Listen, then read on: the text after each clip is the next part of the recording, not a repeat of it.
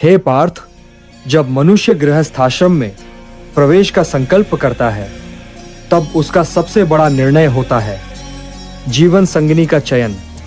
जैसे बीज अच्छा हो तभी वृक्ष फलदायक होता है, वैसे ही नारी का स्वभाव सात्विक हो तभी जीवन में सुख, धर्म और संतुलन आता है। हे पार्थ, नारी केवल शरीर नहीं, वह ऊर्जा है। यदि उसका स्वभाव सौम्य, सहनशील और करुणा से युक्त हो तो वह लक्ष्मी स्वरूपा है, पर यदि उसमें क्रूरता, कटुवाणी और ईर्ष्या हो तो वह विनाश का कारण बनती है। हे पार्थ, क्रूर नारी की पहचान कठिन नहीं, उसका मुखमंडल कष्ट में भी कठोर रहता है। उसमें सौम्यता का अभाव होता है, उसकी वाणी में कटुता होती है, वह दूसरों की आलोचना, निंदा और घृणा से भरी होती है। उसकी दृष्टि में लोभ और अधिकार की भावना होती है। वह प्रेम में नहीं, नियंत्रण में विश्वास रखती है।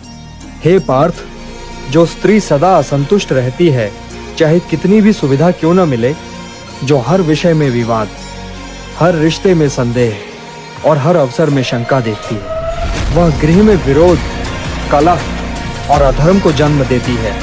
संतोष ही नारी का सबसे बड़ा गहना है। जहां वह नहीं, वहां शांति नहीं। हे पार्थ, जिस स्त्री की वाणी में मिठास हो पर मन में कुटिलता, जो दिखावे में मधुर हो पर पीठ पीछे विष बोए, वह नारी घर को नरक बना देती है।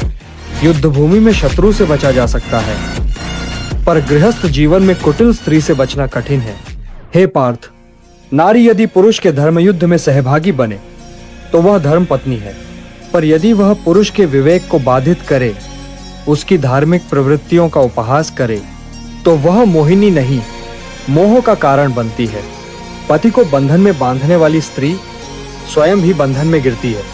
हे पार्थ, विवाह हिंदू धर्म में संस्कार है, केवल समझौता नहीं। इसमें स्त्री और पुरुष दोनों को धर्म, अर्थ, काम और मोक्ष के पथ पर साथ चलना होता है।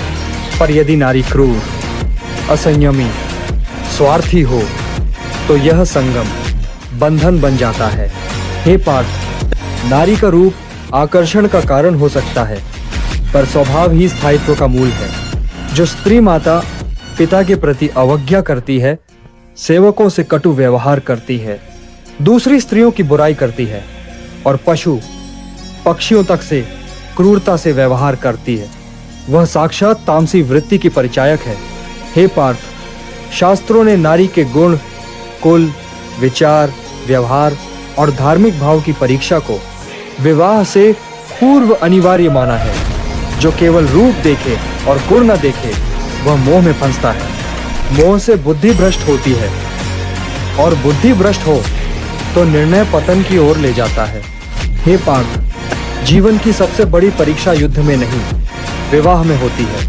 यदि संगिनी धर्मनिष्ठ हो तो जीवन तपोवन बन जाता है, पर यदि संगिनी क्रूर हो तो वह जीवन को ज्वर, विष और बंधन में बदल देती है।